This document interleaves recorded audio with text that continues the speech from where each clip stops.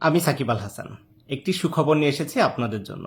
অবশেষে অপেক্ষার প্রহর শেষ। বাংলাদেশ দলের অন্যতম সেরা তারকা বিশ্ব ক্রিকেটে পরিচিত মুখ সাকিব আল হাসান দেশে ফিরেছেন। এই খবরে স্বাভাবিকভাবেই উচ্ছ্বসিত ক্রিকেট প্রেমীরা। জাতীয় দলের পেসার মুস্তাফিজুর রহমান সাকিবকে নিয়ে বলেন, বাংলাদেশ দলের রাজা এবং বিশ্ব ক্রিকেটে একজন অনন্য নাম সাকিব আল হাসান। তার ফেরা দলের জন্য বড় শক্তি। এই মন্তব্যের পর লাইভ এসে নিজের অনুভূতি প্রকাশ করেছেন সাকিব আল হাসান। সাকিব বলেন, দেশে ফেরা মানেই তার কাছে আবেগ, ভালোবাসা।